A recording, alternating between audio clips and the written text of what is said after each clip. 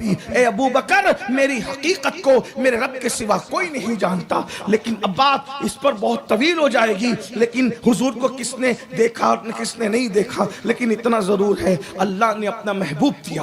اب محبوب دے کر اللہ کہتا ہے میں تم سے قیامت کے دن پوچھوں گا تم نے میرے محبوب کے ساتھ کیا کیا, تم نے میرے حبیب کے ساتھ کیا کیا. محبوب دیا. اب محبوب دیا تو محبوب کے ساتھ کیا کرنا تھا؟ محبوب دیا تو محبوب کے ساتھ کیا کرنا تھا؟ پیار کرنا تھا یا بے وفائی کرنا تھا؟ محبوب کے قدموں میں عقیدتوں کے پھول بچھانا تھا یا محبوب کے دل پر تیروں کے نشتر چلانا تھا؟ محبوب دیا نا. کیسا محبوب. اور ایک کمال, محبوب اکثر نکچڑے ہوتے ہیں. محبوب اکثر نکچڑے ہوتے ہیں کیونکہ محبت انسان کو بگاڑ دیتی ہے. جو جتنا بڑا محبوب وہ اتنا بڑا مغرور, جو جتنا بڑا خوبصورت وہ اتنا بڑا نکچڑا, جو جتنا بڑا محبوب وہ اتنا گھمنڈی. مگر قربان خدا نے جو محبوب اپنا تمہیں اور ہمیں دیا ہے, تکبر اس کے قریب سے کبھی گزر کر کے بھی نہیں جاتا بلکہ اس کو تو رحمت للعالمین بنا کر کے بھیجا. ویسا کرم والا کون, ویسی محبت کرنے والا کون؟ وہ حبیب پوری رات ہمارے لیے مغفرت کی دعائیں کرتے ہیں. وہ حبیب پوری رات ہمارے لیے بخشش کی دعائیں کرتے ہیں. وہ حبیب پیدا ہوتے ہیں تو بھی امتی امتی کہتے ہوئے پوری زندگی امتی امتی کرتے ہیں, اور جب قبر میں تشریف لے جاتے ہیں تو بھی امتی امتی کرتے ہوئے جاتے ہیں. قیامت کے دن اٹھیں گے تو بھی امتی امتی کہتے ہوئے اٹھیں گے. اب میرے بھائیوں, اللہ ہم سے فرما رہا ہے محبوب کے بارے میں تم سے پوچھوں گا, حبیب کے بارے میں بولو قیامت کے دن کے اس سوال کے بارے میں کیا تیاری کی ہے. اللہ پوچھے گا میں نے محبوب دیا تھا. اللہ اکبر. شکور آباد والو, بنارس والو, مغل سرائے والو, گرد نواح سے آنے والو, اللہ پوچھے گا حبیب دیا تھا, محبوب دیا تھا, تم نے کیا کیا میرے محبوب کے ساتھ؟ بولو تم نے محبت کی, تم نے پیار کیا, تم نے الفت کیا. اگر آئی لو محمد کسی کو چڑھانے کے لیے کہتے ہو تو تم جانو تمہارا کام جانو, لیکن اگر واقعی حضور کی محبت دل میں موجود ہے تو آپ مجھے بتاؤ حضور کا ہم نے خیال کیا کیا, حضور علیہ السلام کا کیا خیال کیا. اتنی بات عرض کروں میرے بھائی, ہم کسی اپنے جیسے انسان سے محبت کرتے ہیں تو اس کے لیے کبھی کبھی چھپ کر روتے ہیں. کیا کبھی آپ نے اپنے اللہ کے محبوب کے لیے بھی رویا ہے؟ کبھی ان کے لیے بھی آنسو بہایا ہے؟ محبوب کے لیے, محبوب جو طلب کرے, محبوب جو طلب کرے. آدمی چوری کرتا ہے کہ محبوب نے گفٹ مانگا ہے. مثال کے طور پر مثال دینا کوئی بری بات نہیں ہے. اگر کسی کو کسی سے محبت ہوئی, اس نے کہا کہ مجھے فلاں کمپنی کا فون چاہیے, تو اگر آدمی کی اوقات اور حیثیت نہیں ہے تو چوری کر کے لائے گا, ڈاکہ ڈال کے لائے گا, قطع نہیں کتنا کرپشن کرے گا. میرے محبوب نے مانگا ہے ضرور دوں گا. زیورات مانگا, محبوب دیتے ہیں, جو مانگا وہ دیتے ہیں. اب میں آپ سے پوچھتا ہوں, اللہ کا محبوب جو اللہ نے ہمیں دیا, وہ محبوب تو ہم سے کچھ نہیں مانگتا, نہ تم سے زیور مانگتا ہے, نہ تم سے کوئی تحفہ مانگتا ہے, کچھ بھی نہیں مانگتا, بلکہ لوگ لے کر آتے ہیں تو کہتا ہے لا اسألکم علیہ اجرا, مجھ سے تمہیں کوئی اجر نہیں چاہیے, اجرت نہیں چاہیے. اجرت مزدور لیتے ہیں, مجھے کوئی اجرت نہیں چاہیے, مجھے تو صرف محبت چاہیے. حضور صرف محبت طلب کر رہے ہیں کہ مجھے محبت چاہیے. کس کی؟ میری آل کی محبت. اب لوگ سمجھے آل کی محبت حضور نے کیوں طلب کی, اس پر لوگ بڑی باتیں کرنے لگے. لیکن ایک بات عرض کروں, ارے نادان, آل کی محبت اس لیے طلب کی کہ اگر صرف اپنی طلب کرتے تو ہو سکتا لوگ آل کو چھوڑ دیتے, لیکن جو آل کو چاہے گا وہ اصل کو خود بخود چاہے گا. اس لیے حضور علیہ السلام نے کہا میری آل سے محبت کرو. یار جو آل کا غلام بن جائے وہ اصل سے دور کیسے ہو سکتا ہے؟ اس لیے یاد رکھنا. اللہ اکبر. یہ بہت عنوان طویل ہوتا جا رہا ہے, مجھے اپنی گفتگو کو اصل پر آ کر کے سمیٹنا ہوگا. بولو حضور سے محبت کرتے ہو, حضور سے پیار کرتے ہو, تو حضور کو دیا کیا ہے آج تک؟ حضور سے سب کچھ لیا. میرے عزیز, یہ خوبصورت جسم نہ ملتا اگر حضور کا وجود نہ ہوتا, یہ خوبصورت آنکھیں نہ ملتی اگر حضور کا وجود نہ ہوتا, یہ دولت کے انبار نہ لگتے اگر حضور کا وجود نہ ہوتا. کیونکہ حضور سے کہلوایا گیا واللہ یعطی انما انا قاسم, اللہ عطا کرتا ہے میں ہی تقسیم کرتا ہوں. جس کو جو مل رہا ہے, جو ملے گا رسالت میں آپ کے ہاتھوں سے ملے گا. اسی لیے تو میرے امام کہتے ہیں خلق کے حاکم ہو تم, رزق کے قاسم ہو تم سے ملا جو ملا, تم پہ کروڑوں درود. یا رسول اللہ, سب تو آپ ہی کے در سے ملا ہے, سب تو آپ ہی کے گھر سے ملا ہے, حتیٰ کہ جنت जन्नत भी मिलेगी तो मुस्तफ़ा जाने रहमत के हाथों से मिलेगी। कुर्बान, जन्नत का मालिक खुदा है, जन्नत का खालिक खुदा है, लेकिन तकसीम करने के लिए दस्ते मुस्तफ़ा है। अल्लाह अल्लाह। इसीलिए तो मेरे इमाम कहते, और मुझे तुम्हें ही नबी के हाथों जन्नत नहीं मिलेगी, हजरत इब्राहिम और अंबिया को भी जन्नत मेरे नबी के हाथों से मिलेगी। अल्लाह अल्लाह कहते हैं, वो जहन्नम में गया जो उनसे मुस्तगनी हुआ है खलीलुल्लाह को हाजत रसूलुल्लाह की। तो मेरे अजीज, हम हुजूर से मोहब्बत करते हैं, हुजूर से प्यार कर दिया कि आज तक हुजूर ने कहा मेरी सुन्नत के मुताबिक चेहरे पे दाढ़ी सजाओ, तो हम हुजूर को देने के लिए तैयार नहीं है, हुजूर अलैहिस्सलाम को पेश करने के लिए तैयार नहीं है। हमारे भाई मौलाना सादिक साहब इतनी जब तवील खूबसूरत गुफ्तगू की नमाज पर, मैं तो कहता हूँ अगर वाकई दिल में इश्क मुस्तफ़ा होता तो हुजूर की आंखों की ठंडक का नाम नमाज है। हुजूर को पेश किया होता या नहीं पेश किया होता, हम हुजूर को पेश क्या कर रहे हैं? कभी रातों को जगे, फिल्म से मोहब्बत है, फिल्मों के लिए तो रातों को जगे, आमिना के लाल से मोहब्बत है, कभी उनके लिए भी जगे। अल्लाह अकबर। हीरो हीरोइन के जुदाई के मनाजिर देख करके आंसू तो बहाए, कभी आमिना के लाल के लिए भी आंसू बहाए? नहीं नहीं मेरे अजीज, अल्लाह अकबर। तो अल्लाह क़यामत के दिन पूछेगा। अब अल्लाह के रसूल अलैहिस्सलातु व तस्लीम की मोहब्बत के बारे में जब पूछा जाएगा तो ये भी सवाल होगा, मेरा महबूब इतनी मेहनत करता था, तुमने महबूब की मेहनत पे पानी फेरा था, या महबूब की मेहनत की कद्र की थी? महबूब ने इतनी तकलीफ उठाई थी, तुमने महबूब की तकलीफों का ख्याल किया था, या महबूब की तकलीफों पे तुमने पानी फेर दिया था? अल्लाह अकबर। आप सोचेंगे कि हमसे ये सब पूछा जाएगा। मैंने कहा इसी को महशर कहते हैं। एक बात उलमा की मौजूदगी में कह दूं, नमाज, रोजा, हज, ज़कात, इसके सवालात मुश्किल नहीं होंगे। मुश्किल सवाल तो ये होगा कि हबीब ने तुम्हारी खातिर जो मेहनतें की है, तुमने उस मेहनत की कद्र क्या की है, तुमने उस मेहनत की इज्जत क्या की है, क्या मेहनत की इज्जत की है? आइए अब मैं अपने उन्वान की तरफ आता हूँ और फिर पूछता हूँ, आखिर में पूछूंगा, बस लंबी कोई गुफ्तगू नहीं, इसलिए कि ये तो दुआ का वक्त है, ये तकरीर का वक्त नहीं। अगरचे मुझे कहा गया कि गुफ्तगू लंबी करना, लेकिन आप बहुत अच्छे से सुन रहे हैं, मैं लंबी गुफ्तगू नहीं करूंगा, बस अपने मकसद की गुफ्तगू हो गई, यही गुफ्तगू लंबी है। लंबी तकरीर कोई जरूरी नहीं, मकसद पूरा कर दे अल्लाह, बस मेरी तमन्ना ये है। बस एक बात, हुजूर उन्वान पर तब मैं गुफ्तगू कर रहा हूँ और आखिरी में मैं अपने आप से भी और आपसे भी सवाल करूंगा, क्योंकि मुझे अपने आप से भी पूछना है कि मैं हुजूर की मेहनतों का कितना ख्याल कर पा रहा हूँ, क्योंकि मैं आपसे बहुत बेहतर नहीं हूँ, आप मुझसे बेहतर है। तो जलसे में आपसे ही खिताब नहीं करता हूँ, मैं तो अपने आप से भी खिताब करता हूँ कि तू मुनाफिक तो नहीं हो गया इश्क रसूल के नाम पे, क्योंकि मुनाफिक उसको कहते हैं जिसकी जबान कुछ कह रही हो और दिल कुछ कर रहा हो। बोलो भाई, कहीं हम मुनाफिक तो नहीं हो गए? जबान कहती है आई लव मोहम्मद, क्या दिल भी कहता है? अगर आई लव मोहम्मद दिल भी कहता है तो फिर चेहरे से दाढ़ियां मुड़ाकर गटरों में क्यों डाली जाती है? सूद के धंधे क्यों किए जाते हैं? औरतों पर पाप की नजरें क्यों डाली जाती है? और अल्लाह अकबर, अरे कितने जवान हैं जो आई लव मोहम्मद और इश्क रसूल का दावा करते हैं, और कितनी लड़कियों से उनके नाजायज ताल्लुकात हैं। ऐसे सब नहीं है, लेकिन जरा चेक तो करो। अल्लाह अकबर, अल्लाह अकबर। सच्चा महबूब रखकर झूठे महबूबों से दिल लगा करके उनके लिए कुर्बानी देने वालों, क़यामत के दिन अल्लाह सच्चे महबूब की मोहब्बत के मुतालिक सवाल करेगा। महबूब ने मेहनत की, कितनी मेहनत की? बस एक सवाल, उसका जवाब, फिर अपने आप से हम सवाल करके बात खत्म करें। अल्लाह के रसूल ने इस दीन को, दीने खुदा को, अल्लाह के दीन को तुम्हारे और मेरे घर तक पहुंचाने के लिए हर मुसीबत उठाई। और कितनी मुसीबत उठाई, कितनी मुसीबत।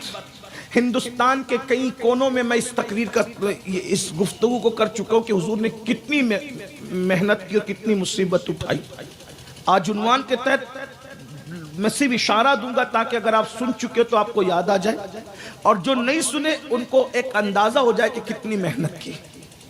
रमजानुल मुबारक में हम 12-14 घंटे का रोजा रखते हैं, लेकिन जब इफ्तार का वक्त आता है तो इफ्तार के वक्त हम अपने बच्चों को भी भूल जाते हैं, बीवी को भी भूल जाते हैं, हर आदमी दस्तरखान पर टूट पड़ता है। 12 घंटे में अपनी भूख की हालत ये होती है। लेकिन अब मेरे नबी की मेहनत सुनो। अल्लाह के रसूल अलैहिस्सलातु व तस्लीम अल्लाह के दीन के कामों में इतने मसरूफ रहते थे कि 3-3 महीने तक रसूलुल्लाह के घर में चूल्हा नहीं जलता था। 3 महीना किसको कहते हैं? ये तकरीर नहीं, ये सिर्फ दिल का दर्द है। تھوڑا محسوس کرو، اس کو سننے سے زیادہ محسوس کرو. جس نبی سے اپنی جان سے زیادہ ہم محبت کرنے کا دعویٰ کرتے ہیں، رسول اللہ کے گھر میں جب 3 مہینے تک چولہا نہیں جلتا ہوگا. ام المومنین سیدہ عائشہ صدیقہ سے کسی نے پوچھا، امی جب 3 مہینے تک رسول اللہ کے گھر میں چولہا نہیں جلتا تھا تو آپ لوگ کھاتے کیا تھے، کس پر گزارا کرتے تھے؟ تو ام المومنین کہتی ہے، روایت میں قالت اسودین کا، کہ ہم 2 کالی چیزوں پر اکتفا کرتے تھے، کھجور اور پانی. جس کی زندگی کے 3 مہینے کھجور اور پانی سے گزرتے تھے. ام المومنین کہتی ہے حضور کا پیٹ اندر کی طرف دھنس جاتا تھا بھوک کی وجہ سے، اندر کی طرف پیٹ دھنس جاتا تھا. ایک دن میں نے اس حدیث کو پڑھ کر کے سوچا کہ چیک تو کریں کتنے دن بھوکے رہو تو پیٹ اندر کو دھستا ہے. لیکن یاد رکھنا ہفتے بھر سے زائد بھوکے رہنے والا بندہ بھوکا رہا، کھانے کے بغیر صرف پانی پر اکتفا کرتا رہا، لیکن پیٹ اندر کو نہیں دھسا، کمر اپنی جگہ قائم رہی. تو پھر احساس ہوا کہ حضور آخر ہماری طرح طاقتور تو نہیں تھے. حضور کی طاقت 70 جنتی مردوں کے برابر کی تھی، یعنی وہ ہماری طرح طاقتور ہیں. حضور کی طاقت ہم سے بہت زیادہ. دنیا کے 70 مردوں کی طاقت ملتی ہے تو ایک جنتی مرد کی طاقت بنتی ہے، اور 70 جنتی مردوں کی طاقت ملتی ہے اس سے بڑھ کر مصطفیٰ جان رحمت کی طاقت ہے. تو ایسا طاقتور انسان جس کو بارے 2 عالم کی پرواہ نہیں، ایسے بازو کی قوت پہ لاکھوں سلام. حیدر کرار کے بازو مصطفیٰ کا صدقہ ہے. جب حیدر کرار کے بازوؤں میں اتنی طاقت ہے تو جس نے حیدر کو حیدر بنایا ہو اس کے بازوؤں کی قوت کا عالم کیا ہوگا. جس کے اشارے سے چاند ٹکڑے ہو گئے ہوں اس کے بازوؤں کی قوت کا عالم کیا ہوگا. پہاڑ جس بوجھ کو اٹھا نہ سکے اس بوجھ کو سینہ مصطفیٰ نے اٹھایا ہو. لو انزلنا هذا القرآن على جبل لرأيته خاشعا متصدعا من خشية الله وتلك الأمثال نضربها للناس لعلهم يتفكرون.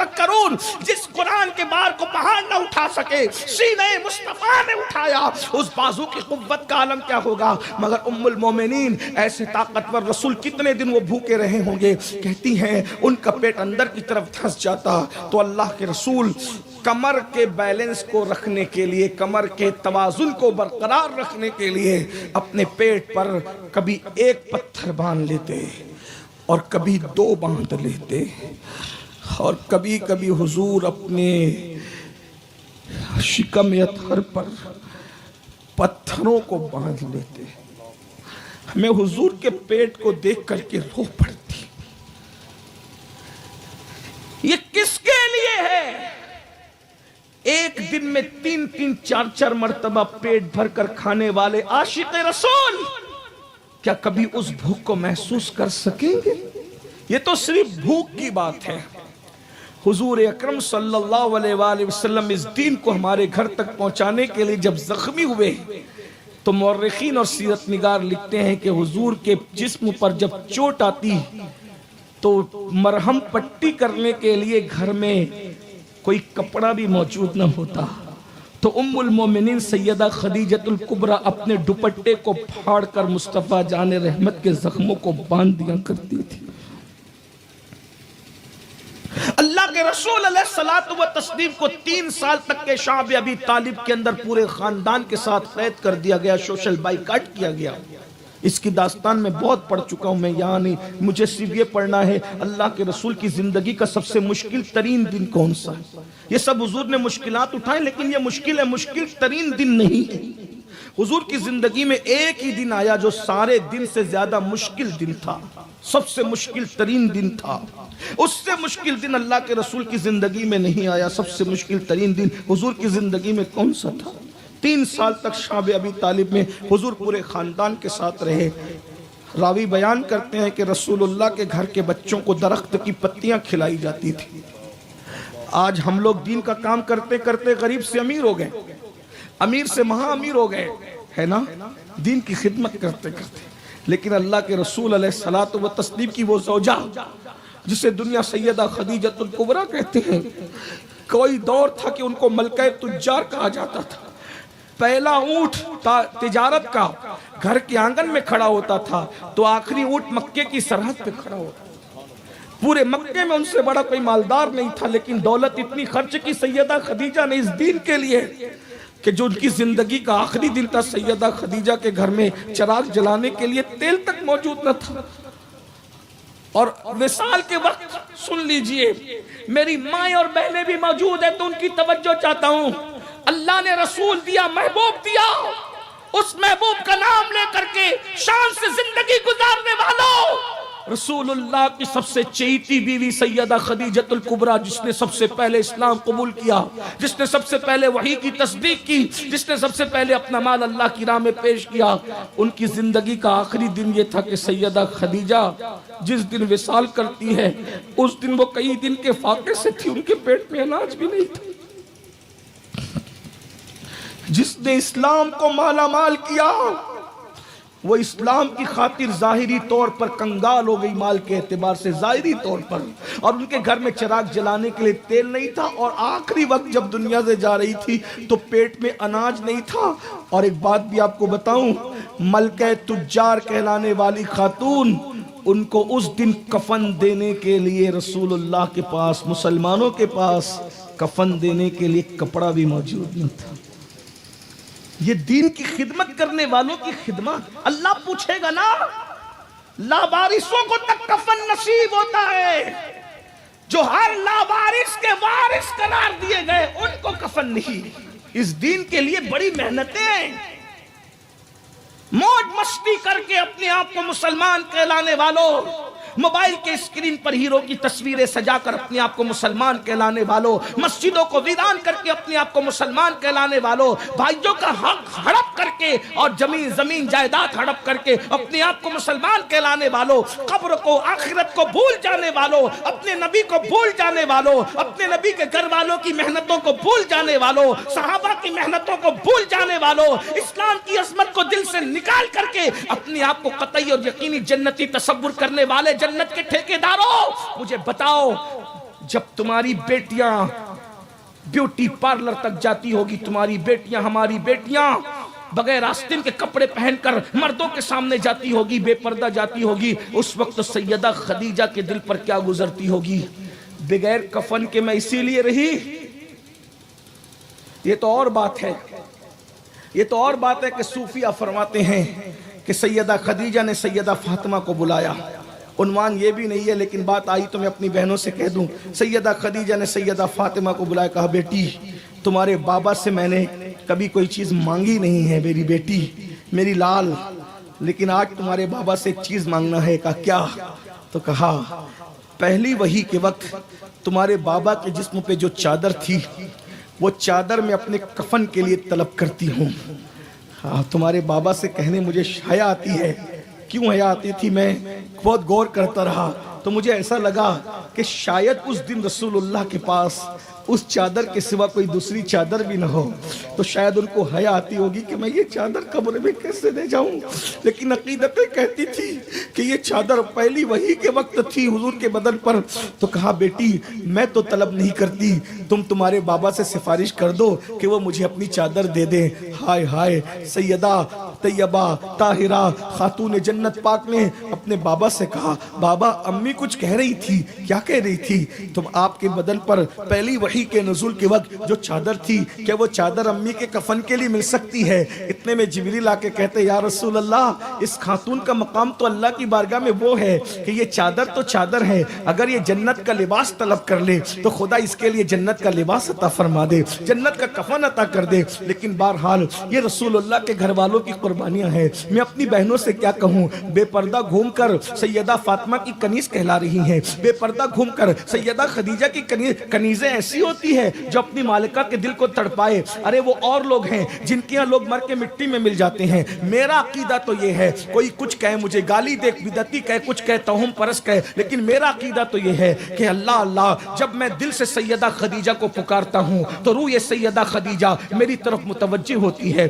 وہ مجھے دیکھتی بھی ہے، مجھے سنتی بھی ہے، بلکہ میں تو یہ کہہ دوں، اللہ کی قسم اٹھا کے کہہ سکتا ہوں کہ اس وقت میں دل کی گہرائیوں سے ام المومنین سیدہ خدیجہ کا ذکر کر رہا ہوں تو جنت المالا سے ان کی روح طیبہ اس محفل کی طرف متوجہ ہو گئی ہے۔ میرے بیٹے میرا ذکر کر رہے ہیں، میرے بیٹے میرا ذکر کر رہے ہیں۔ اللہ اکبر، ہم سب ام المومنین کے بیٹے ہیں نا، وہ ہماری ماں ہے نا، مومنوں کی ماں ہے نا۔ میرے بھائیوں تو ذرا سوچو، جب تمہاری میری بیٹیاں بغیر کپڑے کے یعنی آدھی آستین کے کپڑوں کے کالج جاتی ہوگی، کوچنگ جاتی ہوگی، سوچو روح ام المومنین پہ کیا گزرتی ہوگی، جو دین کی خاطر اللہ اکبر سب کچھ لٹا دے رہی ہے، حتیٰ کہ آخری میں ان کے گھر میں چراغ جلانے کو نہیں، حتیٰ کہ ان کے لیے کفن کا انتظام تک نہیں۔ اور ایک بات بتاؤں، مکے کے گنڈوں نے تو یہاں تک کہ دھمکی دی تھی، ہم تو تمہیں مکے میں بھی دفن ہونے نہیں دیں گے۔ ام المومنین نے کہا تھا خدا کی عزت کی قسم مجھے مکے کی زمین کی ضرورت بھی نہیں ہے، اگر یار راضی ہے تو مجھے زمین غیرت میں دفن کر دیا جائے گا۔ اللہ اکبر، توجہ تو فرمائیں، اگر مکے کے گنڈے مجھے کاندھا نہ دیں، مجھے اس کی تمنا بھی نہیں ہے، حبیب خدا کے کاندھے پر میں شہر خاموشہ تک جاؤں گی، اس سے بڑھ کر میری معراج کیا ہوگی، اس سے بڑھ کر کے میرا انجام کیا ہوگا، اس سے بڑھ کر کے میرے لیے جو ہے وہ عروج اور ترقی اور رشک کا ذریعہ کیا ہوگا۔ اللہ اکبر، لیکن ایک بات ہے، آج ہمارے گھر میں دین نہ رہا، ہماری بیٹیاں کالج تو جا رہی ہے، میں کالج جانے سے تو نہیں روکوں گا، لیکن اتنا ضرور کہوں گا کالج جانا ہے تو دین کی حیا کے ساتھ جانا ہوگا، اسکول جانا ہے، کوچنگ جانا ہے تو اسلام کے قانون کی پابندی کے ساتھ جانا ہوگا۔ لیکن یاد رکھنا، حضور علیہ السلام کے بارے میں ہم سے پوچھا جائے گا، یہ محنتوں کا جواب ہم کہاں سے لائیں؟ میں تو یہی کہتا ہوں، ایک بات بتاؤں، علماء موجود ہے، غلطی کروں تو اصلاح کریں۔ اللہ کے حق سے متعلق جب سوال ہوگا تو اس میں اللہ نرمی کرے گا کیونکہ اللہ کا حق ہے، لیکن جب رسول اللہ کے حق کے بارے میں پوچھا جائے گا تو اللہ نرمی نہیں کرے گا۔ کیوں؟ اس لیے کہ حقوق اللہ میں کوتاہی ہوئی تو اللہ نرمی کر دے گا کیونکہ حقوق اللہ رحیم و کریم ہے، لیکن جب حق العبد کے بارے میں تو اللہ کہتا ہے جب تک جس بندے کا حق تلف کیا گیا وہ بندہ خود معاف نہ کرے تو میں بھی اس کو معاف نہیں کروں گا۔ میرے بھائی، عام بشر کا حق تلف کیا گیا تو جب تک کہ وہ بشر معاف نہ کرے تب تک خدا معاف نہ کرے، تو خیر البشر کی جو حق تلفیاں کر رہے ہو، ان کی بھوک کو بھلا رہے ہو، ان کی محنتوں کو بھلا رہے ہو، ان کی کوششوں کو بھلا رہے ہو، جس نے سب کچھ تج دیا تھا دین کے لیے، اپنا گھر چھوڑ کر دار ارقم میں رہے، اپنا گھر چھوڑ کر ہم جلسے میں 3 گھنٹے بیٹھتے ہیں تو ہماری پیٹھ درد کرتی ہے، ہم لوگ تو گدوں پر بھی بار بار پہلو بدلتے ہیں۔ جس کو خود کا گھر چھوڑ کر دار ارقم میں جانا پڑا، جس کو خود کا وطن چھوڑ کر مدینہ منورہ آباد کرنا ہوا، ذرا غور تو کریں اس رسول کی محنتوں کا ہم نے کیا صلہ دیا۔ بس محبت کا نام ہے، جو ہے وہ شہد کا نام لینے سے کوئی منہ میٹھا نہیں ہو جاتا، لڈو کہنے سے کوئی منہ میٹھا نہیں ہوتا۔ تو آئیے ذرا اب ہم حضور کی طرف چلتے ہیں کہ اللہ کے رسول کی زندگی کا سب سے مشکل ترین دن کون سا تھا۔ یہ سب میں دن گنا رہا ہوں، یہ حضور کی زندگی کے مشکل دن نہیں ہے۔ اب سب سے مشکل دن کی طرف آتے ہیں۔ ام المومنین سیدہ طیبہ عائشہ صدیقہ رضی اللہ تعالی عنہ ایک مرتبہ حضور سے پوچھتی ہے، یا رسول اللہ صلی اللہ علیہ وآلہ وسلم، آپ کی زندگی کا سب سے مشکل ترین دن کون سا ہے؟ سب سے زیادہ مشکل دن، بلکہ یوں کہہ لیں جو پوری کائنات کا مشکل کشا ہو، جو عالمین کا مشکل کشا ہو، اس پر سب سے مشکل دن کون سا آیا؟ سب بھائیوں کی بہنوں کی توجہ، تقریر نہیں، دل کا درد حضور کی چوکھٹ پر دل کا درد سنانے کے لیے، ان کی امت تک پہنچانے کے لیے یہاں تک پہنچے ہیں۔ اب ایک جملہ دل کے کانوں سے سننا، سن تو اچھے سے رہے ہو، لیکن مزید اب دل کو اس کو سمجھنے کی کوشش کرنا۔ ام المومنین کا سوال، یا رسول اللہ آپ کی زندگی کا سب سے مشکل ترین دن کون سا ہے؟ پھر خود ہی جواب دیتی ہے، حضور کے جواب دینے سے پہلے خود ہی جواب دیتی ہے، کہتی یا رسول اللہ آپ کی زندگی میں جو سب سے مشکل دن آیا تھا وہ احد کا دن تھا نا، وہ احد کا دن تھا نا۔ خود ہی کہتی ہے، کیوں؟ کیونکہ احد کے دن کو وہ دیکھ چکی تھی۔ اب احد کے دن کی ایک ہلکی سی جھلک سن۔ احد کا دن 70 صحابہ کی شہادت کا دن، ایک دن میں رسول اللہ کے 70 صحابہ شہید ہوئے۔ 70، یہ کہانی قصہ نہیں، سیرت کی ہر کتاب اپنے بیگانے جس نے لکھا اس نے لکھا 70 صحابہ، اور 70 صحابہ میں کون؟ بڑے صف اول کے صحابہ، سابقون الاولون، اللہ اکبر، وہ لوگ جنہوں نے مشکل دور میں بہت ساتھ دیا۔ کون کون؟ مصعب ابن عمیر، عبداللہ ابن جہش، حضرت شماس، حضرت حنزلہ، پہلی رات کا دولہا حضرت حنزلہ، پہلی رات کی دلہن چھوڑ کر۔ ان نوجوانوں کو کون بتائے؟ آئی لو محمد تو کہتے ہو، لیکن حنزلہ کی طرح کوئی ہے؟ ارے آج پہلی رات کی دلہن چھوڑ کے جانے کی ضرورت نہیں ہے، آج تو صرف نیند 10 منٹ کی قربان کر کے مسجد جانے کا وقت ہے۔ ہم سے وہ بھی نہیں ہوتا۔ کیا وہ عشق رسول تھا؟ یہ بات آن مائک کہنے کی نہیں، لیکن میں بتاؤں تو صحیح، سوچنے والے عقل مند لڑکے اور نوجوان اور عورتیں سوچ سکتی ہے پہلی رات کی دلہن کوئی چھوڑ کے جاتا ہے؟ ارے سب کو چھوڑ دیا جاتا ہے جس دن پہلی رات میں دلہن نصیب ہوتی ہے۔ اس دن انسان اپنے ماں باپ کو بھول جاتا ہے، اس دن انسان اپنے بچپن کے دوستوں کو بھول جاتا ہے، اس دن انسان اپنے بچپن کی سہیلیوں کو عورتیں بھول جاتی ہے۔ وہ دن زندگی کا سب سے خوبصورت ترین دن ہوتا ہے، وہ لمحہ زندگی کا سب سے خوبصورت لمحہ ہوتا ہے جب دو اجنبی دل وصال کی لذتیں اٹھا رہے ہوتے ہیں۔ مگر کیا عشق مصطفیٰ تھا۔ لیکن آگے بڑھتے ہوئے میں شہادت حضرت حنزلہ نہیں پڑھ رہا ہوں، آگے بڑھتے ہوئے ایک جملہ کہہ دوں۔ جب کوئی اس طرح کا عشق کرتا ہے حضور سے، لوگ کہتے ہیں ہمارے دن کیوں نہیں بدلتے؟ میں نے کہا عشق کر رسول اللہ سے، یہ دن کیا ہے اور دن کی اوقات کیا ہے، خدا تیرے لیے اپنا قانون بدل دے گا۔ عاشقوں کے لیے تو قانون بھی بدل دیے جاتے ہیں۔ آپ کہیں گے عاشق کے لیے قانون کیسے بدلتے ہیں؟ میں نے کہا حدیث نہیں سنی؟ اللہ کے رسول علیہ السلام نے فرمایا، بخاری شریف کی حدیث ہے، جہاں جنبی ہوتا ہے وہاں رحمت کے فرشتے نہیں آتے۔ جہاں جنبی ہوتا ہے، جنبی سمجھتے ہیں جو بیوی کے قریب جا کر غسل فرض ہوتا ہے اس کو جنبی کہتے ہیں۔ تو جہاں غسل جنابت کسی پہ فرض ہو وہاں رحمت کے فرشتے نہیں آتے۔